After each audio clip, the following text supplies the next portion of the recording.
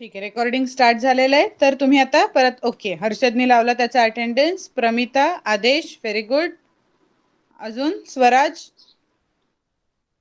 Swaraj, write your complete name in the chat box so that it will be marked as attendance.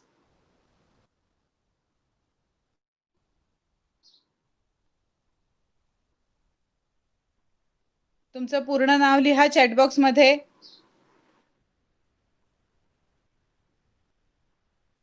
अंतरा पण join झाली होती, ती left झाली. Okay.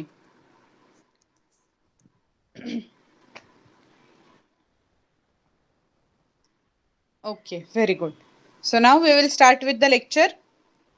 आपला मागच्या वेळेला एक चॅप्टर मॅप्स वरतीचा संपला होता. आता आपल्याला 10वा आपला जो चॅप्टर आहे तो स्टार्ट करायचा आहे.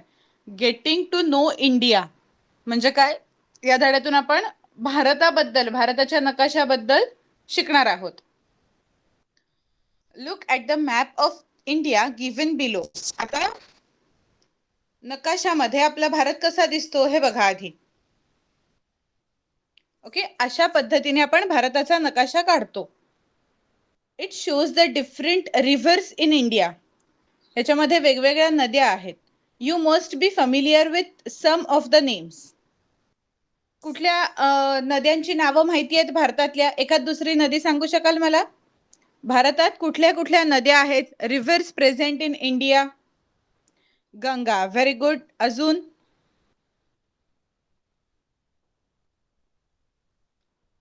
प्रमितानी एक सांगितली आहे, गंगा, कावेरी, यमुना. करेक्ट, बरोबर आहे. तर ह्या काही आपण एक्झाम्पल्स घेतली. They are often mentioned in patriotic songs. बरोबर, वेगवेगळ्या गाण्यांमध्ये आपण नद्यांची नावं ऐकतो. आपल्या राष्ट्रगीतात सुद्धा नद्यांची नावं आलेली आहेत. Our country is rich with many rivers, mountains and plateaus. बरोबर, आपला जो देश आहे याच्यामध्ये अनेक पर्वत आहेत, अनेक नद्या आहेत. Some of them have been shown on the map. त्यातले काहीच. आता सगळे दाखवणं एका नकाशावर छोटे छोटे सिम्बल्स वापरून दाखवणं शक्य आहे. पूर्ण नाव लिहून सगळे दाखवणं शक्य नाही. त्यामुळे काही काही आपल्याला या नकाशावर दाखवले. आपण ते एक एक बघत जाऊया. Which of the names given on the map seem familiar? Where have you read about them? On the map, encircle the names you know. तर आता आपण ह्या नकाशावरती कुठल्या कुठल्या नद्या आहेत साधारण ते बघूया आणि त्यातल्या कुठल्या आपल्याला माहिती आहेत ते बघूया.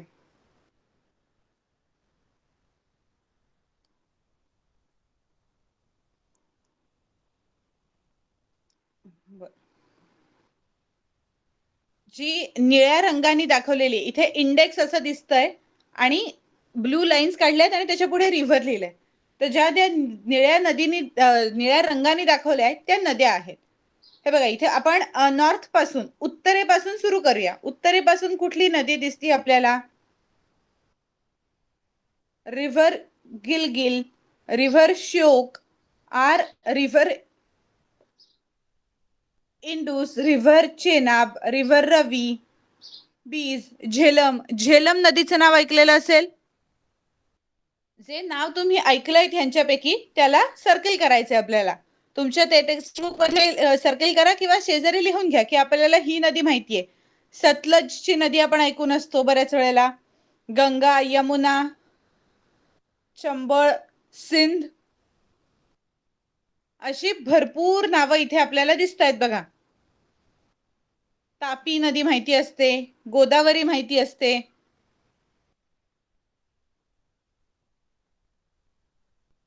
अजून इंद्रावती बऱ्याच वेळेला आपण ऐकतो. ठीक आहे. सो एवढ्या सगळ्या नद्या ह्या भारतात वाहत आहेत. तुम्ही शांतपणे नंतर ह्या मॅपचा हवं तर आत्ता स्क्रीनशॉट काढून घ्या, झूम करून नंतर एक एक नदीचं नाव बघू शकता शांतपणे. किंवा तुमच्याकडे पुस्तक असेल तर नंतर सगळ्या नद्यांची नावं लिहून काढू शकता. ओके. सो हा पुढचा जो मॅप आहे हे झालं सगळं आपल्या भारतातल्या नद्यांबद्दल. त्याच्यानंतर पुढे जे आहे ते physical map of India. Physical map of India मध्ये काय काय आहे की कुठले पर्वत रांगा किती आहेत आपल्याकडे, त्यांची उंची किती आहे, काय आहे, या सगळं. सो आता ते बघूया. Study the physical map of India carefully and answer the question. Find the mountains and name them. आता ह्याच्यामध्ये माउंटेन्स कुठले कुठले आहेत ते आपल्याला शोधायचे.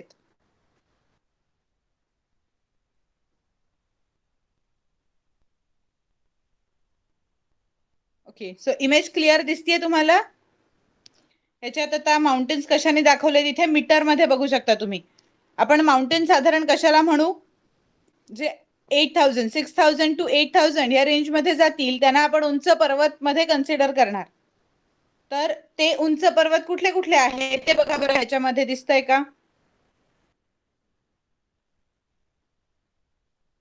आता हे सगळे हिमालयामधले तर दिसतात, great Himalayan. So great Himalaya मध्ये भरपूर सारे पर्वत असणार आहेत, भरपूर मोठी पर्वत रांग असणार आहे तिकडे, राईट. ह्या पद्धतीने आपल्याला मॅप बघायचा असतो की आपल्याला फोकस काय आहे त्याच्यात. माउंटेन बघायचे आहेत, नद्या बघायच्या आहेत, पर्वतांबद्दल बघायचंय, नद्यांबद्दल बघायचंय. ते काय आहे ते आधी वाचायचं आणि त्याप्रमाणे मग पुढे नकाशा बघायचा. Name the hills shown on the map. Find and name the plateaus in the map. Which rivers originate in the Himalayas and join the Indus? Consider the height and right direction of their flow. हे सगळं आपल्याला कसं कळणार आहे ते सांगते आता मी. इथे बघायचं साधारण प्लॅट्यूजची हाईट किती रेंज पर्यंत असेल, 200 ते 600. मग त्यांचा कलर कुठला आहे, त्या कलर मध्ये काय बसतंय ते बघायचं. आपण मागच्या चॅप्टर मध्ये बघितलं होतं बघा, सेकंड टाईपचे मॅप्स, त्याच्यामध्ये लँडची हाईट ही कलरनी रिप्रेझेंट केलेली आहे. बरोबर, कलर बघितला की आपल्याला कळू शकतं की किती हाईट आहे त्या ठिकाणी. सो तसंच इथे सुद्धा आहे. आपल्याला हाईट बघण्यासाठी आपण काय करणार, कलर बघणार आणि त्याच्या अकॉर्डिंगली बघणार. पुढच्या क्वेश्चन मध्ये असं होतं एकामध्ये की हिमालयातून कुठल्या कुठल्या नद्यांचा उगम होतोय किंवा कुठल्या कुठल्या नद्या ओरिजिनेट होत आहेत. ओके, तर आता इथे हिमालया असं जिथे दिसतंय त्याच्यापासून कुठल्या कुठल्या नद्या आहेत बरं ते बघायचं. मग अशी आपण नद्यांची नावं बघितली होती, ती साधारण लक्षात ठेवायची. त्यातली कुठली नदी आहे इथे दिसतीये ती बघायची. फॉर एक्झाम्पल आता इथे चेनाब ही एक रिव्हर दिसतीये, घग्गर ही आहे. ह्या नद्या पुढे जाऊन कुठे मिळतायत तर इंदूस इथपर्यंत काय पोचतंय बघा. आता चेनाब आहे, झेलम आहे, रवी आहे, सतलज आहे. ह्या नद्या हिमालयातून इकडून ओरिजिनेट होत आहेत आणि पुढे इंदूस पर्यंत इकडे असे येऊन पोचतायत. ती नावं आपल्याला शोधायची. थोडक्यात काय आहे, अजिबात अवघड नाहीये ही गोष्ट. शांतपणे तुम्ही वाचलत की तुमच्या लक्षात येईल. Okay, there is no grey colour shown in the graph I guess. Please see in your textbook. इथे कदाचित कलर क्लिअरली दिसणार नाहीत. मी जो ग्राफ दाखवतीये ना तुम्हाला त्याच्यामध्ये डिजिटल फाईल असल्यामुळे कदाचित कलर दिसणार नाही व्यवस्थित. तर तुमच्या टेक्स्टबुक मध्ये एकदा रेफर करा आणि मग बघूया आपण की खरंच ग्रे कलर आहे की नाही दिलेला त्याच्यामध्ये. ओके, कारण ही डिजिटल फाईल आहे ना, पीडीएफ आहे. प्रिंटेड फॉर्म मध्ये कदाचित कलर जास्ती चांगले असतील. ठीक आहे, तर नकाशा जेव्हा तुम्ही कुठलाही बघाल तेव्हा जो प्रश्न तुम्हाला विचारलाय तो वाचायचा. त्या प्रश्नातलं नकाशात काय दिसतंय, आता जसं आपण आता पाहिलं की हिमालयातून ओरिजिनेट होणारी नदी, हिमालयातून उगम पावणारी नदी अशी आपल्याला बघायची. तर हिमालय कुठे दिलाय ते बघायचं. तिकडे कुठली कुठली नद्यांची नावं आपल्याला माहिती आहेत. आपण पहिल्याच पार्ट मध्ये नद्या बघितल्या, त्या नद्या कुठे पोचतायत तर इंदूसला कुठल्या नद्या पोचतायत हे आपल्याला बघायचं होतं. तो मॅप वरती आपण मार्क करत जायचं कुठून कुठे आपल्याला पोचायचंय ते, की लगेच समजेल. जसं चित्र वगैरे रंगवताना तुम्ही सोप्या रीतीने करता ना, की चित्रामध्ये समज मी सांगितलं की एखादं मुलीचं चित्र आहे आणि मुलीचा हात कुठे, तर जसं आपण बघून ठरवू कुठे येतंय ते, तसंच सेम वे इथे सुद्धा आहे. Okay, you don't have book right now, no problem. आता आता थोडंसं प्रॉब्लेम होईल बट ठीक आहे. आता जनरल टर्म्स मध्ये मॅप कसा वाचायचा हे आता लक्षात ठेवा, नंतर बघता येईल व्यवस्थित. ओके, ठीक आहे. आता पुढे बघूया आपण. Write the names of major rivers which flow into the Coromandel coast. तर आता इथे करोमंडल कोस्ट कुठे दिसतंय ते बघायचं. अख्खा मॅप आपण बघायला सुरुवात करूया.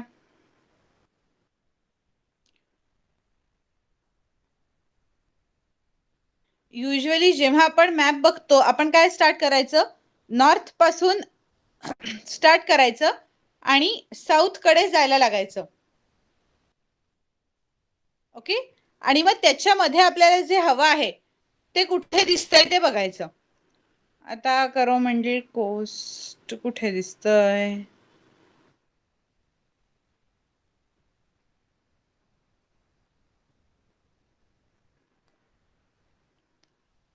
हे बघा इथे दिसलं करोमंडल कोस्ट, एकदम साऊथला दिसलं आपल्याला, राईट.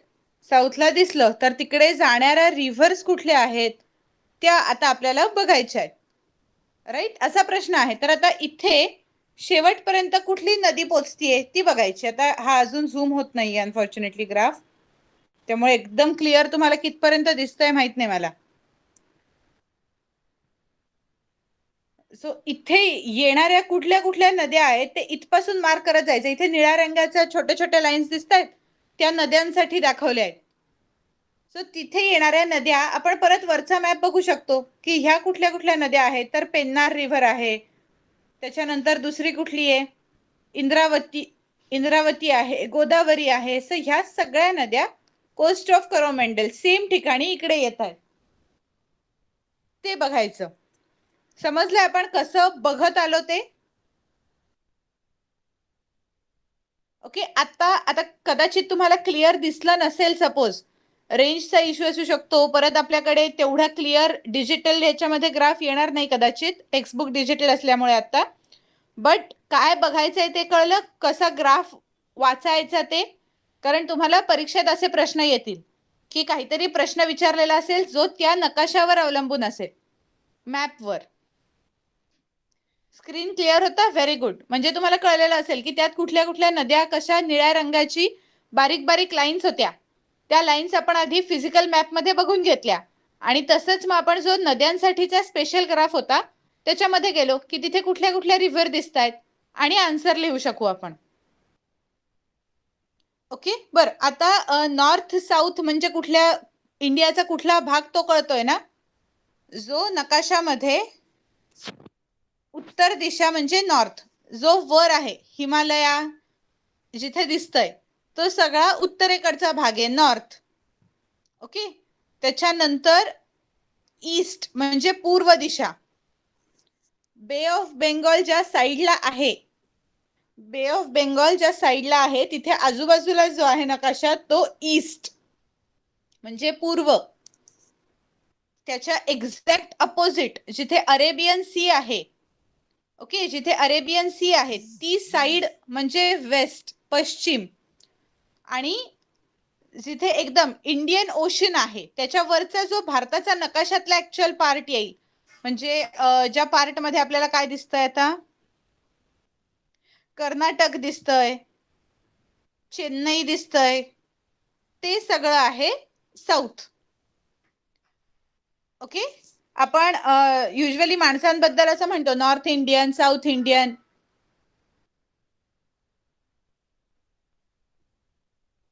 तेथे काय दिलंय जरा मला स्पेलिंग कळलं नाही तुझं. OWROW, arrow. Do you want to say arrow?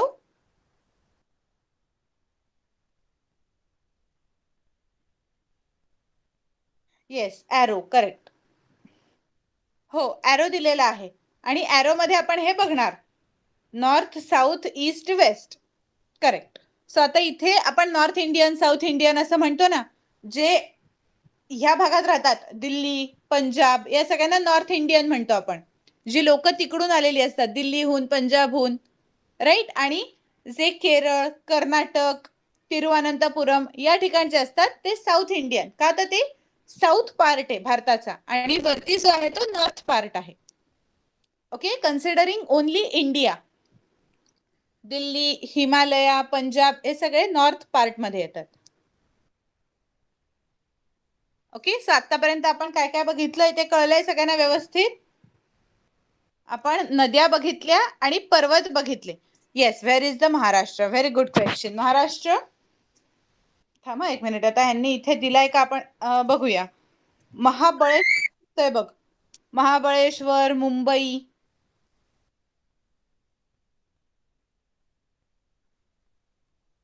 दिसतंय तुला ग्राफ मध्ये? हे बघ, महाराष्ट्र प्लॅच्यू, लोणार लेक, अजंता रेंज, गोदावरी नदी आहे, भीमा आहे. दिसलं? तो सगळा पार्ट महाराष्ट्राचा आहे. कळसुबाईचं शिखर कुठपर्यंत आहे आपण बघूया. हा, 1 मिनिट.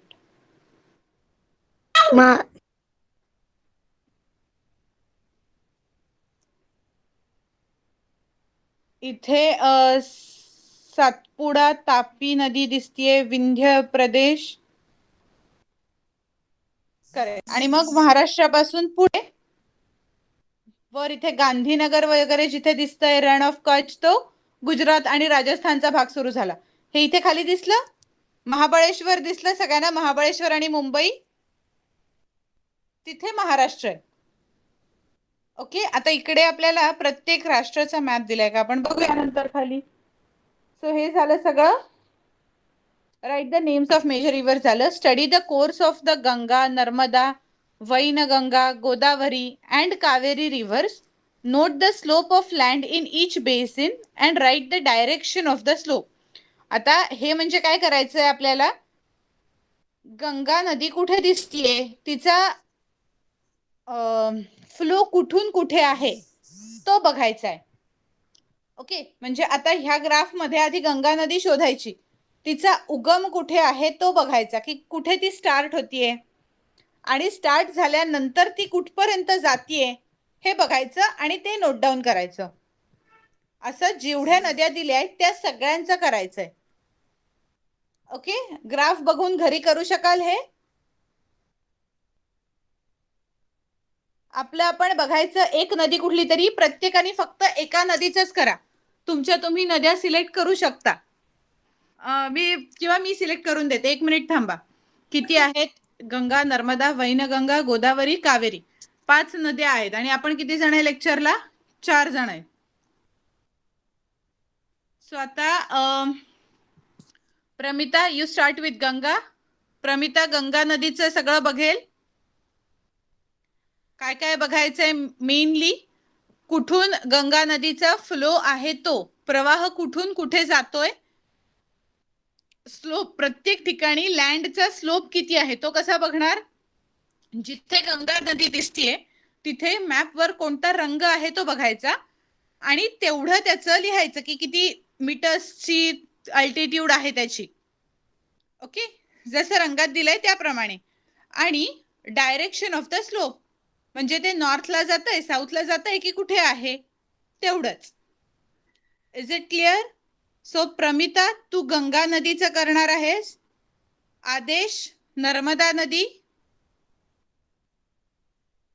स्वराज, वैनगंगा. हर्षद, गोदावरी नदी. ओके, 4 जण आहात. 4घांना दिलेलं आहे बरोबर वाटून. अजून कोण लेक्चर मध्ये ऍड नाही ना झालेलं अजून? टीचर, मी कुठला? बोल ना अंतरा. टीचर, हा बोल. तुम्ही मला सांगितलेला का तुम्ही इंग्रजीत वाचताव ना, तो मराठीमध्ये लेक्चर बोलू का? हो, तू मराठीत बोल ना, चालेल. तू असं विचारतीयस मला की तुला आता जे मी ऍक्टिव्हिटी दिली त्याच्यामधली एक नदी जी मी तुला देईन त्याचं तू सगळं मराठी नकाशाप्रमाणे जे तुला दिसेल ना ते लिही.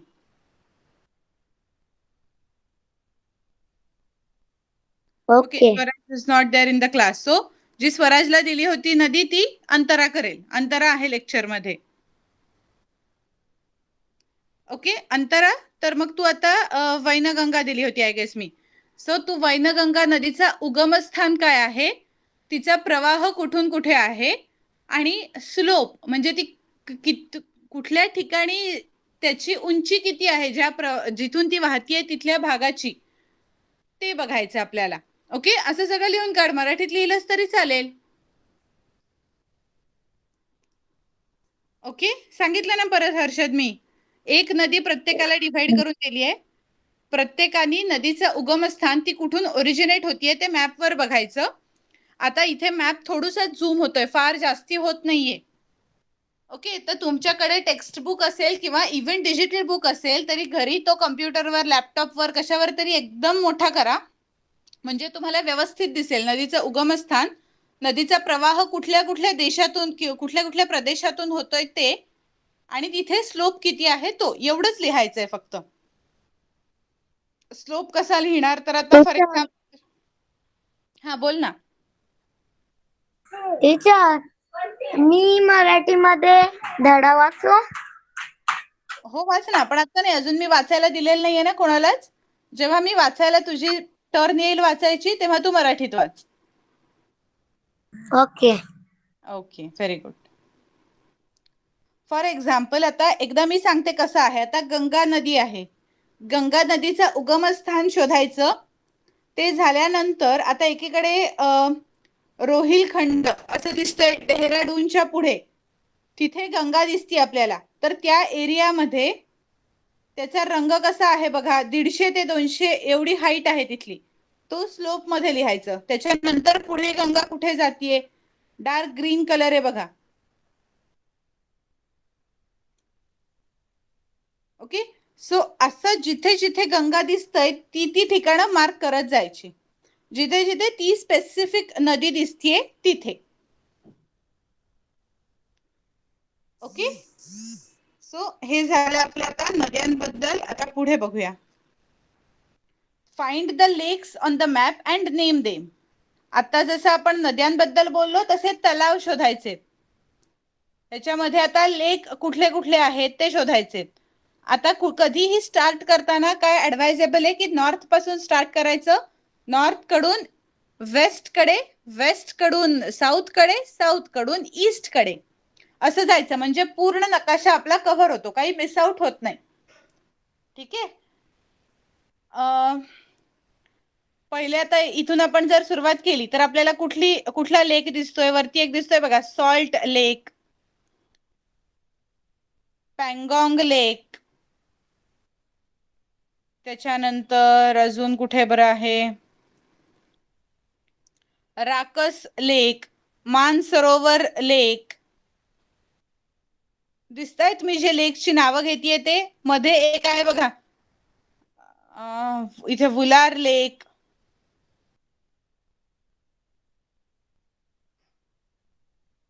अजून कुठला आहे बरं, आता आपण जसं ठरलंय त्याप्रमाणे वेस्टला जाऊया. वेस्टला कुठले कुठले लेक दिसत आहेत, सांभार लेक, त्याच्यानंतर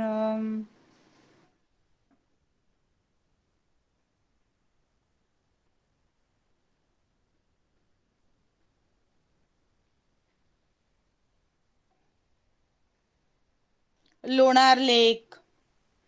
जिथे जिथे तुम्हाला लेक दिसेल त्यांची नावं लिहित जायची.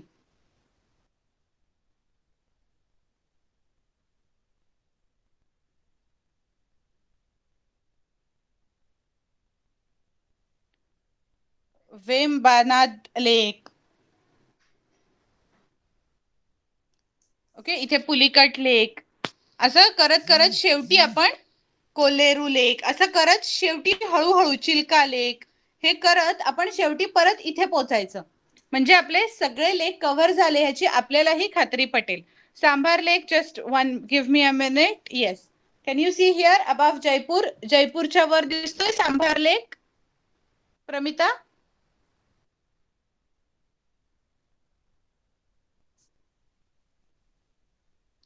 दिसला सांभार लेक तुला? आता मी परत दाखवला स्क्रीन तेव्हा. जयपूरच्या वर बघ, मेवाड प्लॅटू, बनस, चंबळचं खोरं, अरवली रेंज, मारवार प्लॅटू, त्याच्या शेजारी सांभार लेक.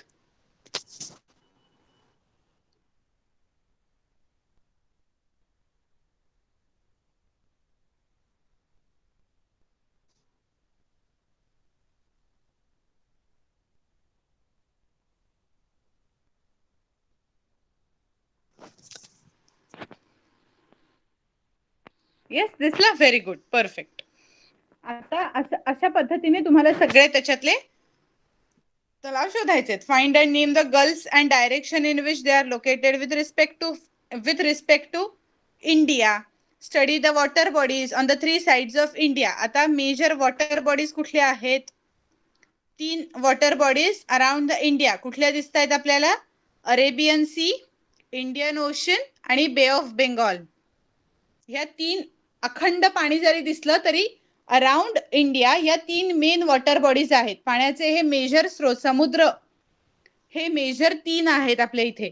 अरेबियन समुद्र, जो कोकण किनारपट्टीला लागून जो समुद्र आहे, कोकण किनारपट्टीला जो समुद्र आहे तो Arabian C.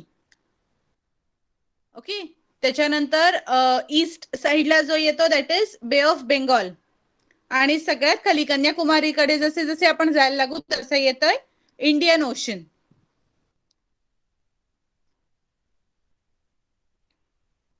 Find the Lakshadweep, Andaman and Nicobar island groups and write the names of some of the islands. बरं, आता आयलंड म्हणजे काय आठवतंय?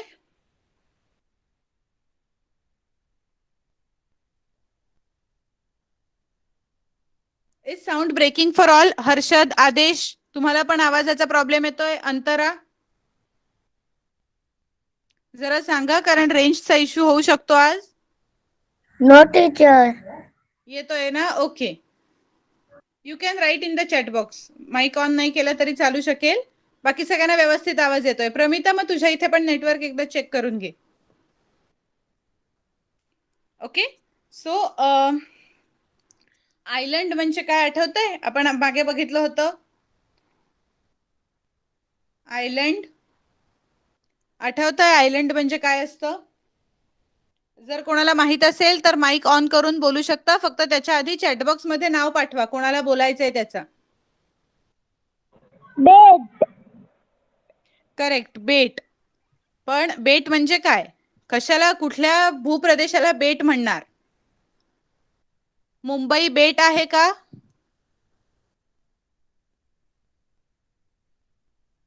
स्मॉल माउंटेन नाही, नाही.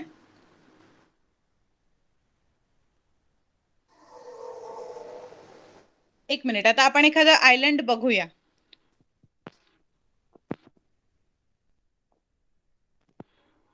इथे north Andaman, middle Andaman, port Blair, south Andaman असं दिसतंय सगळं. निकोबार, अंदमान निकोबारचं नाव ऐकलेलं असेल. तिथे बऱ्याचशा ट्रिप्स पण लोक जातात फिरायला. Andaman Nicobar, Andaman and Nicobar islands, they are included in India. भारताचाच भाग आहेत ते. तर इथे वेगळं काय दिसतंय बाकी मॅप पेक्षा? अंदमान निकोबार मध्ये वेगळं काय दिसतंय?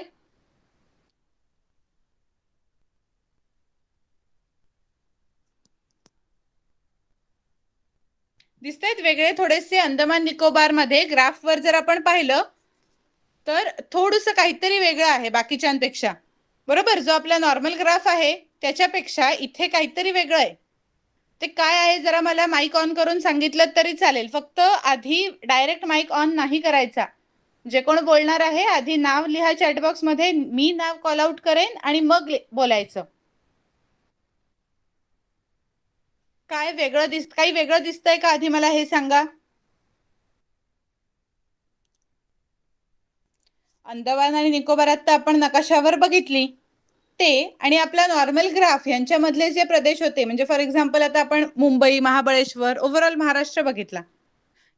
Okay, let me show that again. हे बघा, इथे अंदमान निकोबार दिसतंय. आता व्यवस्थित बघा, मी परत एक थोड्या वेळासाठी ठेवते हेच.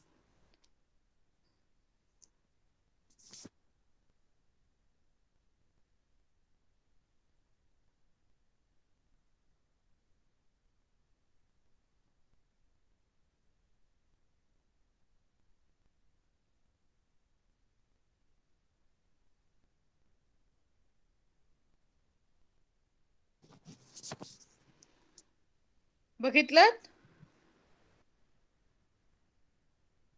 तर आता इथे आयलंड असं आपण अंदमान निकोबार आयलंड म्हणलं किंवा बेट म्हणलं, अंदमान बेट, निकोबार बेट, तर काय वेगळं दिसलं? मोठं कुठं आहे बाळा, ते छोटंच तर होतं. अंदमान अँड निकोबार आयलँड्स तो रिजन आहे असं दाखवलंय. जे मोठं लिहिलेलं आहे ना तो सगळा आयलँडचा भाग नाहीये. तेवढी अख्खी जमीन नाहीये तिथे. जिथे नॉर्थ अंदमान असं लिहून छोटासा जमिनीचा पोर्शन आहे, मिडल अंदमान असा छोटा पोर्शन आहे, तेवढीच जमीन आहे तिकडे.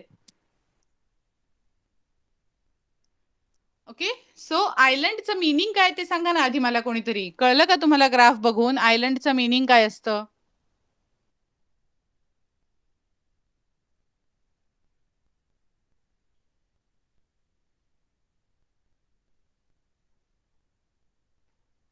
प्रमिता, आयलंडचं मीनिंग सांग बरं काय असतं.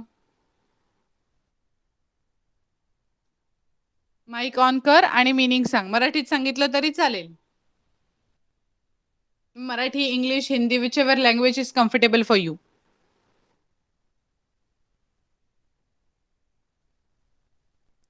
आयलंड म्हणजे असा भाग जिथे समुद्राच्या मध्ये जमीन आहे. ओके, जसं आपण इथे बघू शकतोय की आजूबाजूला पूर्ण अंदमानचा समुद्र आहे, अंदमान सी, आणि त्याच्या इथे मध्ये मध्ये अंदमान आणि निकोबार आयलंड आहेत. जमिनीचा भाग आहे जो हिरव्या रंगाने दाखवलाय. ओके, सो जो हिरव्या रंगाने दाखवलाय इथे एवढाच ग्राफ जो आता समोर दिसतोय तुमच्या समोर, आता मोबाईलच्या स्क्रीनवर जेवढा भाग दिसतोय ग्राफचा, त्यातलं जे ग्रीन कलरचं आहे ते आयलंड आहे. म्हणजे समुद्राच्या मधला जमिनीचा भाग, ज्या जमिनीच्या आजूबाजूला चारही बाजूंनी, सगळ्या बाजूंनी समुद्र असेल, अशा ठिकाणाला आयलंड म्हणतात. Is the meaning clear? आयलंडचं अर्थ कळलाय व्यवस्थित? महाराष्ट्राला आपण आयलंड नाही म्हणणार, बेट नाही म्हणणार.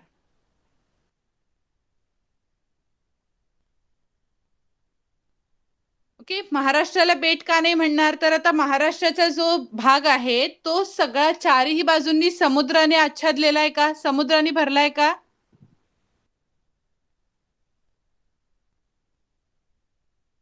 ओके, सो साऊंडचा प्रॉब्लेम तुझ्या इथे आहे की माझ्याकडे? तुझ्या इथनं खूप सारा आवाज आहे पाठीमागे असं तुझं म्हणणं आहे?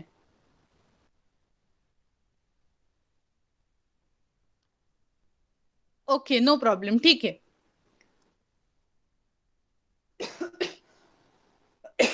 सो आता लक्षात आलं आयलंड म्हणजे काय ते सगळ्यांना? एकदा फक्त मला चॅटबॉक्स मध्ये सांगा, आयलंड म्हणजे काय ते लक्षात आलं की नाही आलं? नाही कळलं? टीचर, येस, मी माईक वर बोलून सांगू? हो सांग. टीचर, आयलंड म्हणजे जो समुद्रामध्ये जे हे असतात ना,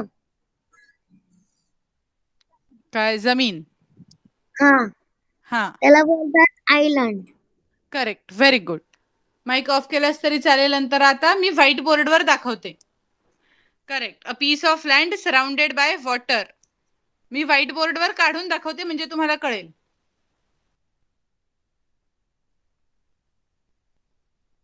इथे आता ही एखादी जमीन आहे, लँड आहे ही, आणि आजूबाजूला हे सगळं पाणी आहे. याच्या पूर्ण चारी बाजूंनी पाणी आहे. तर हे झालं आपलं आयलंड. म्हणजे मध्ये जमीन आणि उरलेल्या चारी बाजूंनी फक्त पाणी, समुद्र असा जिथे असेल त्या जागेला आपण आयलंड म्हणतो. आता जर आपण असं केलं की जर समज महाराष्ट्राला इमॅजिन केलं आपण, तर आता आधी आयलंड समजू लक्षात आलं? व्हाईट बोर्डवर बघितल्यावर लक्षात आलं काय आहे आयलंड? मध्ये जमीन आहे, आजूबाजूनी पूर्ण पाणी आहे. तर असंच आधी आपण नकाशात बघूया. अंदमान निकोबारच्या केसमध्ये असं दिसतंय का बघा बरं.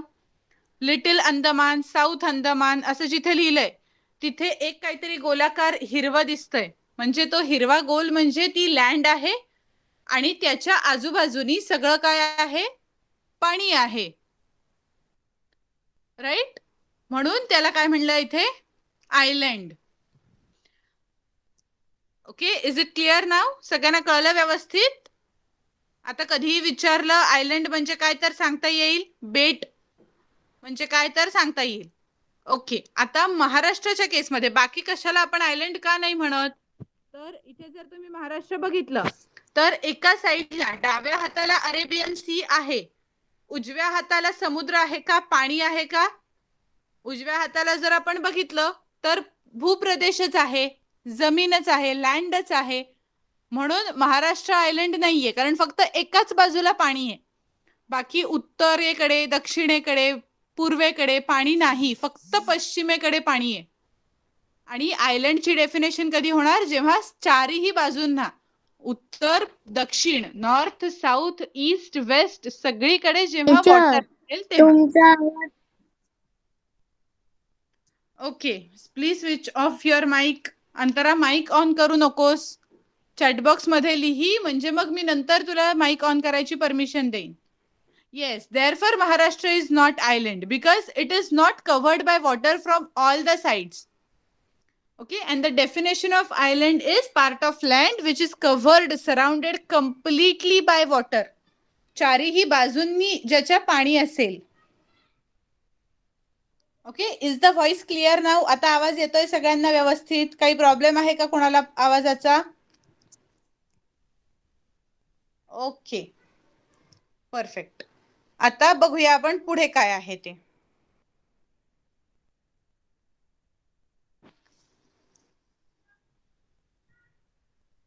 Which river basin is located in the northern plain of India?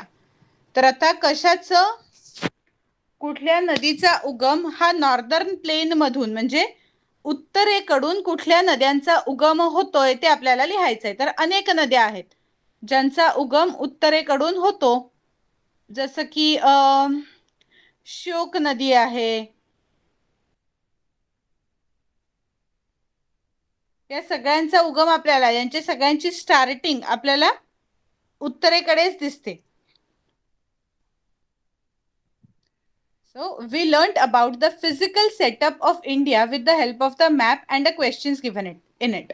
आपण जनरली इंडिया बद्दल, भारताबद्दल कशा मॅप, फिजिकल मॅप म्हणजे काय की कुठल्या ठिकाणी काय काय आहे हे आपल्याला कसं दिसतंय ते, म्हणजे नद्या, जमिनी, भूप्रदेश, आयलँड, हे सगळं.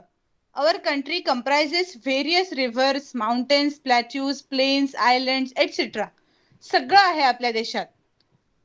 The Indian subcontinent is surrounded by water on 3 sides and tapers towards the south. म्हणजे जो भारतासाठी आखून दिलेला भाग आहे तो तीन वॉटर बॉडीजनी सराउंड केलेला आहे, जे आपण बघितल्या. कुठल्या कुठल्या आहेत? अरेबियन सी एक आहे, त्याच्यानंतर बे ऑफ बेंगॉल, आणि सगळ्यात साऊथला इथे खाली इंडियन ओशन. बरोबर, अरेबियन सी, बे ऑफ बेंगॉल आणि इंडियन ओशन, अशा 3 साइडनी. उत्तरेकडे कुठला समुद्र नाहीये आपल्याला, बट पश्चिमेकडे, पूर्वेकडे आणि दक्षिणेकडे, that is east side, west side and south side, all are covered with water, all are surrounded by water. Okay, आणि टेपर्स टुवर्ड्स द साऊथ, जसं आपण बघितलं ते साऊथकडे नॅरो डाऊन होत जातंय लँड. This part is called the Indian peninsula. Our northern border is defined by the lofty Himalaya ranges. Our country has forests, plains, deserts. तर आता इथे आपण बघूया.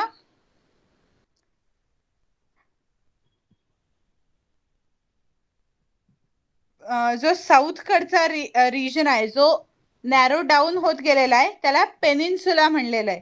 कुठे दिसतंय का बघा बरं नेटवर, मॅपवर.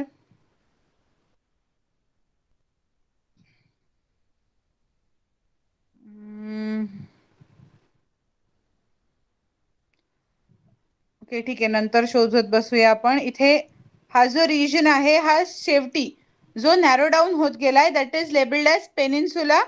आणि जो नॉर्दर्न रिजन आहे तो इथे बघू शकता तुम्ही, ग्रेट हिमालया. सो जो आपला नॉर्दर्न साइड आहे, जी उत्तरेकडचा भाग आहे, तो पूर्ण हिमालयाच्या पर्वतरांगांनी आच्छादलेला आहे. वरती सगळ्या हिमालयात पर्वतरांगा आहेत आणि खाली जो नॅरो डाऊन होत जातो भाग त्याला सगळ्याला मिळून पेनिन्सुला असं त्या रिजनला म्हणलेलं आहे. ओके. सो आता आणि आपल्या देशामध्ये बरेच सारे फॉरेस्ट आहेत, भरपूर जंगलं आहेत, वाळवंट आहे, प्लेन्स आहे जिथे प्लेन लँड आहे आणि माउंटेन पण आहेत, मार्शी रिजन पण आहे. आता मार्शी रिजन म्हणजे काय ते आपल्याला नवीन बघायचं आहे. ओके. सो आता एखादं मोठं डेझर्ट कुठलं माहितीये तुम्हाला?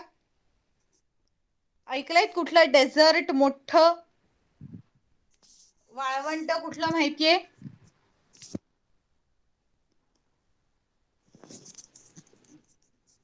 भारतातल्या कुठल्या राज्यात मोठं वाळवंट येतंय? वाळवंटाचा भाग आहे. कधी ऐकलंय? फिरायला गेला असाल तिथे बघितलं असेल तर राजस्थानमध्ये मोठं वाळवंट आहे. राईट. वाळवंट डेझर्ट म्हणजे काय माहितीये ना? येस. तिथे पाणी कमी असतं त्यामुळे हिरवळ कमी आणि सँड वाळू रेती जास्ती वाळू जास्ती असते. That is sand is more in that particular area. आणि कुठला प्राणी जास्ती सापडतो वाळवंटात? Camel. Yes. There are very less trees. The expanse of our country is large. The height above sea level varies and goes up even beyond 8,000 meters. So समुद्राच्या पुढे 8,000 metre पेक्षाही जास्त भारतातल्या काही ठिकाणी उंची जाते, भूप्रदेशांची उंची जाते. Therefore, the weather conditions change from region to region. हे आपण बघतोच. प्रत्येक ठिकाणचं हवामान वेगवेगळं आहे.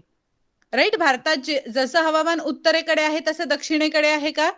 जर आपण असं म्हणलं की भारतात खूप थंडी असते तर is it applicable to all the regions in India? आपण असं वेग स्टेटमेंट करू शकतो का की भारतात खूप थंडी असते किंवा भारतात बर्फ पडतो असं आपण म्हणू शकतो का? नाही. कारण काही रिजन अशी आहे जिथे हो बर्फ पडतो, खूप थंडी पण असते, बट एक्स्ट्रीम हीट असणारी सुद्धा भारतात रिजन्स आहेत. सो एकच आपण जर भारत म्हणला तर प्रत्येक वेगवेगळ्या प्रकारचं हवामान भारतात आपल्याला दिसून येतं. राईट. सो आता this gives rise to a wide variety of plants, animals and birds. आता प्रत्येक ठिकाणी वेगवेगळं हवामान आहे, वेगवेगळं वातावरण आहे, त्यामुळे प्रत्येक ठिकाणी वेगवेगळी झाडं, प्राणी आहेत आणि पक्षी आहेत. सगळीकडे एकाच प्रकारचे प्राणी पक्षी आपल्याला आढळून येत नाहीत.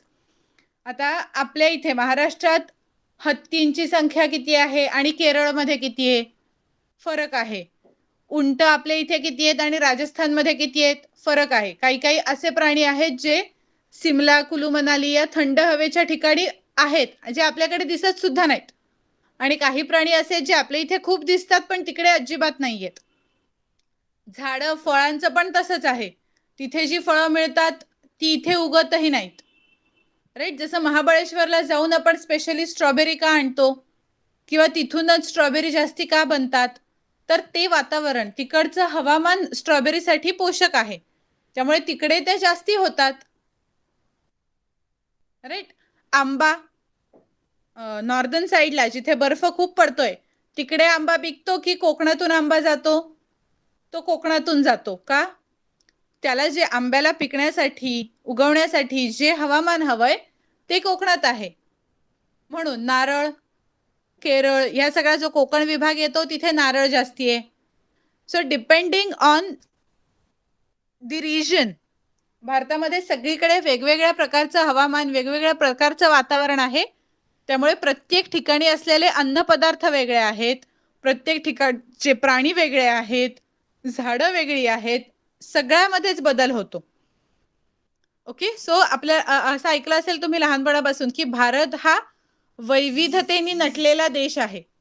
म्हणजे काय? आपल्या इथे हवामानापासून सगळीच माणसं सुद्धा वेगवेगळ्या धर्मांची इथे एकत्र राहतात.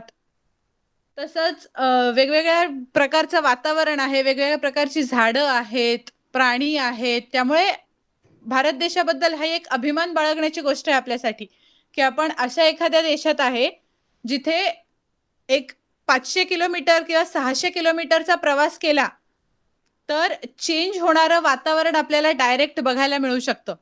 इतक्या चांगल्या देशात आपण राहतोय. बाकी जर आपण देश बघितले तर मोस्टली तिथे बर्फ पडत असतो किंवा काही देश असे आहेत जिथे खूप उन्हाळाच असतो. फक्त उन्हाळा तर उन्हाळा, काही ठिकाणी फक्त हिवाळा तर हिवाळा.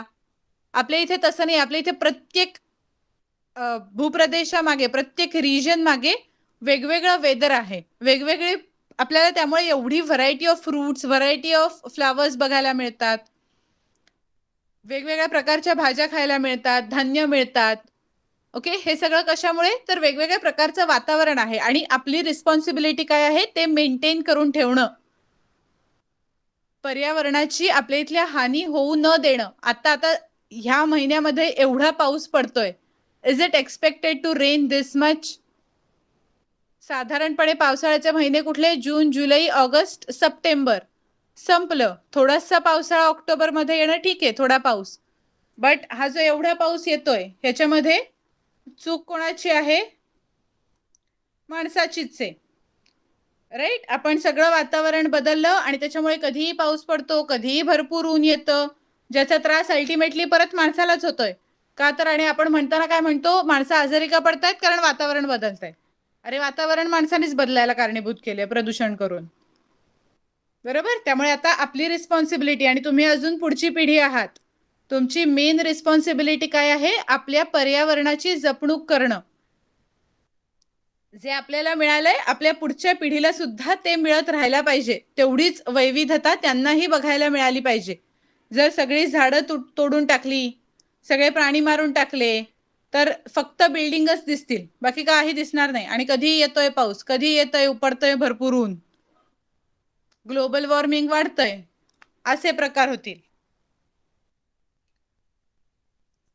So आता similarly there is also a difference in the crops cultivated. हे तर आपण बघतोच, प्रत्येक ठिकाणचं पीक वेगळं असतं. Wheat is a primary crop in the north. गहू मोस्टली उत्तरेकडे. Rice is a primary crop in the south. दक्षिणेकडे तांदूळ. And along the coastal region, किनारपट्टीला jowar is produced on a large scale in central India. जो मधला भाग आहे, मध्य प्रदेश किंवा यूपी, हे जे भाग आहेत ह्यांच्यामध्ये जास्ती ज्वारीचं प्रमाण आहे. This diversity has a significant effect on our lifestyle, customs, traditions, culture. याचा लगेचच परिणाम आपल्या लोकांच्या राहणीमानावर दिसून येतो. फॉर एक्झाम्पल, आता तुमचा कोणी साऊथ इंडियन मित्रमैत्रिणी असतील तर तुम्ही बघाल, साऊथ इंडियन लोक नाश्त्याला काय खातात किंवा जेवणात कसला वापर करतात, त्यांचं मेन फूड काय आहे सांगा बरं. कधी ऐकलेलं असेल, टीव्ही मध्ये पाहिलं असेल. पण त्याच्यापासून बनलेला पदार्थ, ते नाश्त्याला काय खातात, फूड आयटम काय खातात. जसं आपण आता पोहे उपमा करून खातो, ते इडली डोसा खातात, बरोबर, जे मेनली राईसचं बनलंय. कारण पिकतं काय जास्ती? तांदूळ. त्यामुळे तांदूळाने बनवलेली गोष्ट ही त्यांच्या आहारात समाविष्ट आहे. असंच जर आपण नॉर्थ इंडियन कन्सिडर केला, एखाद्या पंजाबी मित्रमैत्रिणी असेल तर ते काय खातात नाश्त्याला? पराठा, जो गव्हानी बनलाय. कारण त्यांच्या इथे जास्ती उत्पन्न कसलं आहे? गव्हाचं. त्यामुळे ते गव्हाचे पदार्थ जास्ती खाताना दिसतात. साऊथ इंडियन रिजन मध्ये काय होतं? तांदूळ जास्ती पिकतो, तांदूळाचे पदार्थ जास्ती खाल्ले जातात. राईट. सो हे सगळं बदलतं. त्यामुळे प्रत्येक ठिकाणी सणाला केल्या जाणाऱ्या गोष्टी सुद्धा वेगळ्या असतात. आपल्या घरी सणाला एखादी गोष्ट बनत असते, तीच आपल्या मैत्रिणीकडे बनेल असं नाही. ती कुठून आली आहे त्याच्यावर डिपेंडेंट असतं की ती त्या सणाला काय खाते.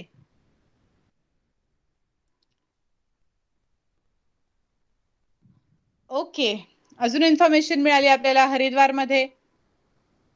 सो असं प्रत्येक ठिकाणी काही ना काहीतरी वेगळं आहे. त्याच्यावरनं त्या चेंजिंग वेदर, वातावरण बदलतंय, त्याच्यामुळे काय होतंय, तिथे येणारं पीक वेगळं आहे, तिथे येणारं पीक वेगळं आहे, त्यामुळे त्यांचे पदार्थ वेगळे आहेत, पदार्थ वेगळे आहेत, त्यामुळे लाईफस्टाईल बदलते, खाण्याच्या पद्धती वेगळ्या असतात, सणवार साजरे करण्याच्या पद्धती वेगळ्या असतात. आता आपल्याला दसरा दिवाळी येतंय, तेव्हाच आपण बघू शकतो की दसऱ्याला साधी घरात जर खीर होणार असेल तर कोकण साईडचे, म्हणजे आता आय अज्युम की आपण सगळेजण इथे मुंबईमधले मोस्टली आहोत, तर कोकण रिजन मधले आहोत. तर कोकण रिजन मध्ये जास्ती तांदूळाची खीर, शेवया, तांदूळाच्या शेवया ज्या बनवल्या असतील, रव्याच्या शेवया, त्यांची खीर होते. जसं जसं आपण नॉर्थ साईडला जाऊ, सेम उत्सव असतो, सेम सण असतो, पण ते गव्हाची खीर करतात, दलियाची खीर करतात. ओके, हे कशामुळे होतं? तर जे आता हे नॅचरल आहे, जे आपल्या दारात पिकतं, आपल्या आजूबाजूला पिकतं, ते आपल्याला स्वस्तात मिळतं. आणि जे जिथे मुबलक प्रमाणात उपलब्ध आहे तेच लोक बनवून खातात. आणि त्यामुळे प्रत्येकाची लाईफस्टाईल सुद्धा चेंज होत जाते. किनारपट्टीवरचे लोक जास्ती मांसाहार करतात, माशांचं प्रमाण जास्ती असतं त्यांच्या डाएटमध्ये. का? तर त्यांना मासे इझिली अवेलेबल आहेत. जर मी किनारपट्टीला राहत नाहीये, खूप कुठेतरी लांब राहतीये आणि त्या माशांवरती मला ट्रान्सपोर्टमुळे जास्ती पैसे जातात, तर एक साधी व्यक्ती असे पैसे घालवेल का? तर नाही. जे आजूबाजूला काय मिळतंय बाबा, ज्वारी मिळतीये, कुठली तरी भाजी मिळतीये, तर ती खाल्ली जाईल.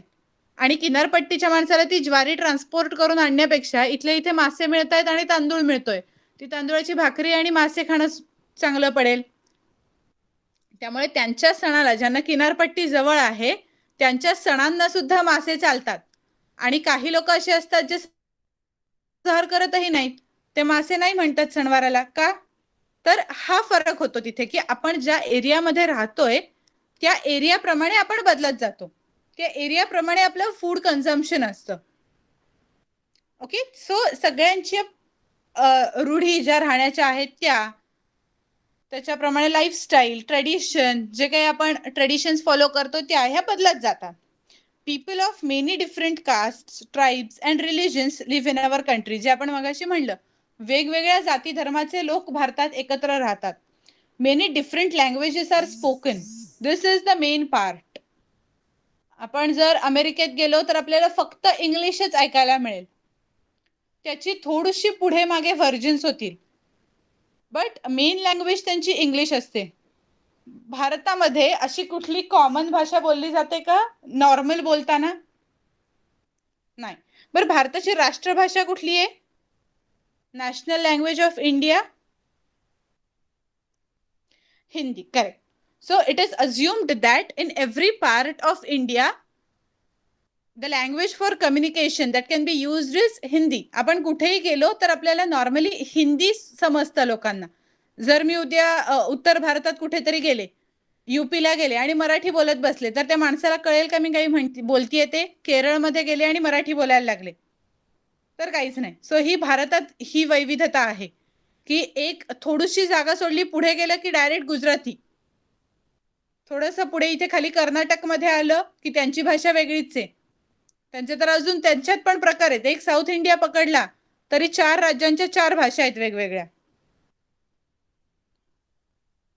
Right. So this is the difference with respect to language also. We also see differences in food, clothing and festivals and celebrations in different regions. हे नॉर्मल आहे. आता जसं वातावरण बदलत आहे त्याप्रमाणे क्लोथिंग चेंज होणार. प्रत्येकाचा पेहराव वेगळा आहे. तिथलं जे वातावरण आहे त्याच्या अनुसार सगळ्यांचा पेहराव असतो. ओके, सो आता ओके, व्हेरी गुड. आपल्याला पुढे सगळे राज्य पण बघायचे आहेत आणि त्यांच्या राजधान्या, त्या आपण आता पुढच्या लेक्चरला बघूयात. ठीक आहे. तर आज आपण काय काय शिकलो ते एकदा बघूया. आज आपण नकाशा कसा बघायचा, त्याच्यामध्ये नद्या, पर्वत हे कसे पाहायचे, त्यांची ते किती उंचीवर आहेत हे कसं बघायचं हे पाहिलं. त्याच्यानंतर नद्यांचा उगम, त्यांचा प्रवाह बघू शकू आता आपण. आणि हे सुद्धा आज आपण पाहिलंय आपल्या लेक्चरमध्ये, की भारतामध्ये किती वैविध्यता आहे आणि त्या वैविध्यतेमुळे किती प्रकारचे वेगवेगळे कपडे, लत्ते, त्याच्यानंतर फेस्टिवल, त्याच्याप्रमाणे साजरे केले जाणारे सण हे कसे कसे बदलत जातात आणि प्रथा कशा, रूढी कशा बदलत जातात. ओके, सो आता तुमचं होमवर्क आहे, मगाशी मी एक एक नद्यांची नावं तुम्हाला सगळ्यांना दिलेली आहेत, त्याप्रमाणे लिहायचं. आज आपल्याला आता वाचून नाही घेता आलं, पुढच्या लेक्चरला आपण ह्याच्यातले पॅरेग्राफ थोडे थोडे मी वाचायला देईन तुम्हाला. ओके, सो फॉर नाऊ आपण लेक्चर स्टॉप करूया. Thank you and bye. Bye bye teacher. Bye teacher. Bye teacher.